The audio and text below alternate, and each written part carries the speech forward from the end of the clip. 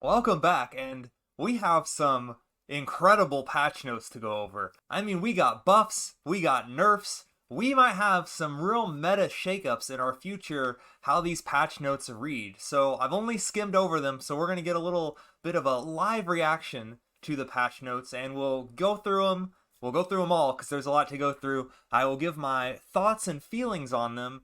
And yeah, and then at the end, we also have a brand new card that got released that I think is pretty good. We'll definitely get to see play. So make sure you stick around to check that out. The timestamps will be in the description below in case you want to skip ahead and skip through all the goodies and just get to the card. But either way, here are the patch notes. Very exciting. The first round of patch notes, we just got mostly some leader health changes. Doomsday now is down to 22 health as opposed to 24. Wonder Woman is up to 22, down from 21. Lex Luthor 19 was 18, and Black Adam now has 24 and was 22. I think those are some pretty good changes. The Black Adam one was definitely warranted as he needs to stick around a little bit longer. He needs to be kind of tanky for what his ability does. Now we get to some spicy ones. Hal Jordan gets 5 attack, generate a bronze for his 3 charge leader ability. That is up 1 attack, still the same generated bronze, but really good. And as we will see later, lanterns as a whole might be viable now. They are definitely getting some more tools to work with. Batgirl leader goes up from 3 attack to 4 attack and activate the deploy of a recruit. Really good for her that she gets a little bit more in the toolkit. Tear gas now reads, give an enemy recruit -2 attack until your next turn. And the upgraded tear gas follows suit with the -2 attack until your next turn. That's pretty significant. Tear gas's ability that hangs around forever is pretty good, although I don't know how much it will actually change things, as most of the time you are giving things a -2 and then clearing it to save health or keep a minion alive. But there are many times when you will drop the Riddler, it will be tear gases, and it will sit there as a 0-4 for the rest of the game. So that might be pretty good. Definitely a small nerf on the gadgets. And Bandage also follows suit with getting a nerf, being now heal 2 damage from a friendly character, down from heal 3 damage. So that's pretty good. That definitely gives Batman less to work with. You can't spam the bandages as much as you could before, especially with cards like Alfred. Overall, I think that was probably a smart way to hit Batman, was go after his gadgets as opposed to any major revamps or rechanges. Ladama also gets the nerf hammer with deploy if you've played at least 3 other gold cards, KO all recruits. So that definitely delays the Ladama turn that before was just play 2 gold cards before to KO all recruits. So now up to 3, that's a little spicy. We'll see if she is still ran as much, though I can still see her being run in the high-end decks that want to play a bunch of gold cards at the end, your control decks, but that definitely puts a hamper on her. Friends in High Places gets a slight nerf, as now it is seek a gold recruit and give them 2-2 instead of 3-3. So that's pretty significant, I think. Though I don't think it's going to change Friends in High Places being ran. I think Friends in High Places is still good to tutor out your gold cards in these big decks. It does, however, bring the Flash's maniacal self when you tutor him from a 6-6 just to a manageable 5-5. So I think that this is probably a good spot. It hits Tyranny in the pockets a little bit, which with the new card we'll go over, Tyranny continues to get more weapons. So I think that's a good place for it to be. John Stewart now deploy, pay your bronze, and do his attack to an enemy recruit. So John Stewart can no longer hit face, which kind of pulls the reins back on aggro a little bit. This is the second nerf John Stewart has gotten, so that says something about the card in and of itself, but now it can only target recruits. Pretty good. Energy Blast follows suit. Energy Blast is now deal 4 damage to an enemy recruit. So there is no more hitting the face with Energy Blast, which definitely slows down the Flash Doomsday deck. So pretty exciting, not gonna lie. Disorganized Crime now reads, each friendly Arkham inmate makes a bonus attack at random. Adrenaline, give them 2-2. So a little bit of a nerf to that. However, Disorganized Crime wasn't ran already, so we'll take that for what it is. Though the 2/2 for Adrenaline is new, so it is a buff to it. So we'll see how, if it actually does get play. I'm not sure. Laugh It Up now reads discard your hand at the start of your next turn, draw 3 cards, up from 2. So that's kind of exciting. Up and Away now reads give your recruits with shield +4 attack. So that is a positive. Well, that is a positive. We'll see if Up and Away actually gets play, and it might with some of the other changes. Might, as the faction. Lead from the front. Give a friendly leader shield +7 attack this turn, and swap them to the place in front of them. So a little bit more, maybe some reason to use lead from the front, maybe as a finisher, as it does a little bit more. Lowest lane, after you deploy a recruit with shield, draw a card and charge your Superman leader. Pretty good. Pretty good.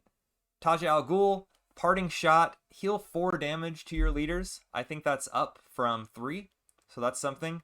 Chip now reads, deploy, you may pay a bronze, give Chip and a random Green Lantern in your hand, +2/1 and Aura.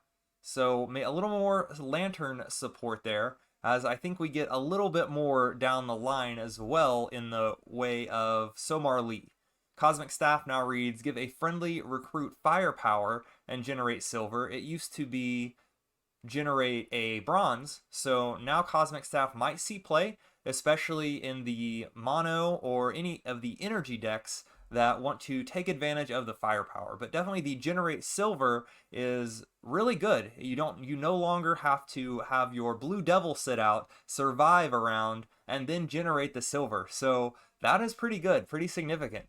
The Madam now reads hidden at the end, create a magical spell in your hand. That's pretty good. You can no longer now just put it out there and it dies the next turn, and you only get 1 magic spell. So that gives it where you play her, and now you get 2 magic spells in your hand, which is pretty good. That's definitely a buff to the spell package. Energy is definitely getting some new tools here overall, which is fun to read. Cranial Explosion, sacrifice a recruit to give your Suicide Squad recruits +2 attack. Now you no longer have to sacrifice a Suicide Squad member. That's pretty good. The Anglerfish, Aquaman's fish are getting hit, which may be a good thing, as Aquaman was very well liked in this last meta. So Anglerfish is now a 3/2, down from a 3/3. The Humpback is now a 1/6, down from a 1/7. Storm, the seahorse, everyone's favorite, is now an 0/2, down from an 0/3. So that means when Aquaman's ability hits him, he will now be a 1/3 as opposed to a 1/4. So a little bit easier to handle, as that is a high target thing you want to take out. The Thomas Wayne Batman gets nerfed from a 3/5 down to a 2/5. So that's exciting. Alfred as well gets a nerf, being now a 1/2 instead of a 2/2. John Diggle, again the nerf, a 1/3 down from a 2/3. Speedy follows suit, as now he is a 3/2 as opposed to a 3/3. So hitting tactics in the pockets a little bit with just these incremental life differences, and those could really add up in a game. Though I don't know if Speedy's makes much of a difference. The Diggle one definitely feels like a difference, because now you can no longer instantly make a gadget, and now you have a 3/4 on the board. You now only have a 2/4, which is pretty good. I think that 3 health, that 3 attack range is really a big difference in the early game, as there are a lot of 3/3s running around. Liberty Bell down to a 3/1 instead of a 3/2, which is pretty good. Definitely makes her into Batarang range, which is good, because Liberty Bell and the aggro packages that she goes in can be a little oppressive, though I don't know if it changes anything as far as we just want to play Liberty Bell as a 3 damage speed recruit. So nothing too bad. The Rabid Robin, though, does get a buff, and so Batman Who Laughs might be viable now. He is a 3/2 as opposed to a 3/1, so that gives him a little bit more survivability. The Joker goes up to a 6/5 instead of a 6/3, which is something. Embrace Madness is now a free cost card. Oh boy, and we might have to do some theory crafting, because as you guys know, anything that costs free is usually pretty good, unless it's the Thanksgiving card. So we'll have to check out Embrace Madness. This could be something. Lord Deathman is now a 3/3 up from a 2/2, so maybe the discard package gets a little bit more. It kind of seems like that with now the Joker getting a buff, as inmates are usually in the discard package, as well as the previously mentioned Laugh It Up, which now draws you even more cards when you get rid of it and after you play it. So we'll see. Peacemaker is now up to a 5/4, down or up from a 5/1, which is big buff. 3 health buff. Peacemaker might now be able to stick around the board a little bit, and maybe some hunter decks start popping up. That could be the new aggro, as Burn, it seems like, is definitely getting a back seat. Mordru is now a 7/10 as opposed to a 7/8, which Mordu a lot of people think was a good card, though it did not see any play at all. Maybe the 2 extra health gives you more of an incentive to take out one of your 5 attack minions to get a 7/10 on the board, which a 7/10 at silver is very, very good stats for the cost. 7/8 was, but the drawback always held it back. But now it's a 7/10. Maybe Mordu can see some play. Who knows? Mercy Graves, up from a 2/4, was a 2/3. I think that's pretty good, though her ability is very strong with slowing the other leader down. Now you can maybe have it survive around at a 2/4 instead of just a 2/3, because as mentioned, that 3 attack, 3 health bar is really significant in this game, I think. Amanda Waller getting a buff from a 1/2 up to a 3/2. So Amanda Waller gets a significant buff in her health and her attack.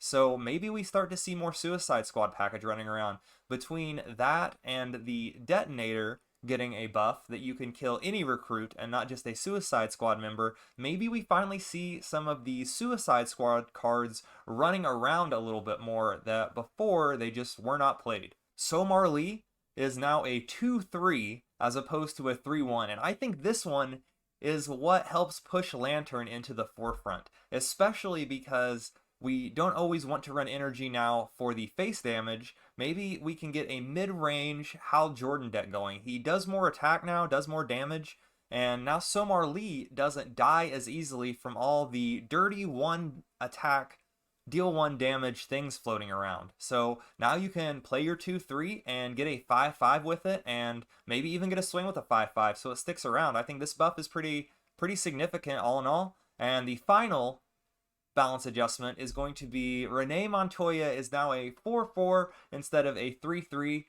I don't know if that's very significant, as Renee wasn't really played before. I don't know if giving her 1/1 is going to catapult her into the limelight, but only time will tell. Very small other adjustments outside of that. Lasso of Truth should now exhaust an enemy recruit even if you don't move it, so that's something which is good, because if their board was full and you play your Lasso of Truth and it doesn't move them, it doesn't exhaust them. So now it is just more of a targeted exhaust with the extra caveat that you can move a minion. So pretty good. And then some general changes. You can now more easily change to alternate art version of a leader, which is good, because before, if you wanted to change that, you had to change the leader and then change the art, and this takes out an extra step, so more user-friendly, which is good.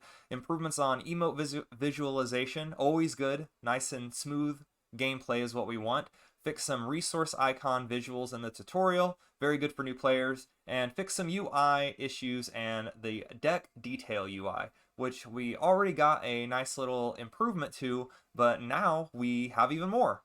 So very exciting patch notes. I think Green Lantern is on the docket to try, as well as some of the other leaders that got buffs and nerfs. Batman will still be around as we expect. However, the Tear Gas nerf and the Bandage nerf, pretty good. Very excited to see how much that changes Batman's style of play and everything else that comes with it. Ladama now needing 3 golds, so probably going to see a little less Ladama in the general deck. Now you can't just throw it in every Tyranny deck. Now you need to throw it in more of the control focused, because you need to stay alive now before you can activate it. And it also slows down the Ivy Batman deck, which was the 3rd most popular deck in the meta this season, and that you can't just Paco, play Ladama on your gold turn. Now you can Paco, but now you need to play another gold before you're able to drop that Ladama, which is pretty good because whenever that gets dropped, first gold turn, it's grappling gun back, it's da da da da da da da. It was definitely a drag. So some changes, very exciting. I expect that this might shake up the meta. I think this is enough of a balance patch that it's definitely moving in the right directions, and I really applaud the devs for making some of these changes, you know, going back on chip, going and changing Somar Lee, giving some of these leaders that do see play but aren't very good yet. They're not the big bad meta decks or anything. A little bit more support is definitely the right way to push archetypes and to push other things as opposed to just flat nerfing what's already working. The Aquaman nerf, really good, really significant, I think. Lets Aquaman not scale as fast and as hard as before. So, I don't know, we'll see. But let's now look at the brand new card that got introduced. And ooh, it's a doozy. We got a new card in the new Justice League Dark Wonder Woman comic, The Witching Hour. A Tyranny Silver set a leader's health to 13. I think this card's pretty good. Most cards that set a leader to a certain health across card games is pretty good. In Tyranny, you can use this to set your enemies to 13 to help finish them off with your Ivy Vines or whatever you have. Or, how many times when you're playing Flash Doomsday are you sitting at 5 to 8 health and you're playing a control deck and you're like, man, if they draw Bazooka, I'm toast. Well, now you can play this on your leader and bring yourself back up to 13 as a heal of sorts, which I think definitely gives the control archetypes a little bit more survivability, because not all the time are you going from 0 to 13. This is also interesting in the Zod decks running around, as you can set this up so you can more consistently one-hit kill your opponents with Zod. Even with Zod Superman, Zod Doomsday, 13 is more than nothing, but 13 is definitely a lot less than 22. So I expect the Witching Hour to see heavy experimentation, and I think this card's good enough to see play. Like I said, you look at a comparable game such as Hearthstone, and any effect in that game where you set a leader's health to X usually gets to see play,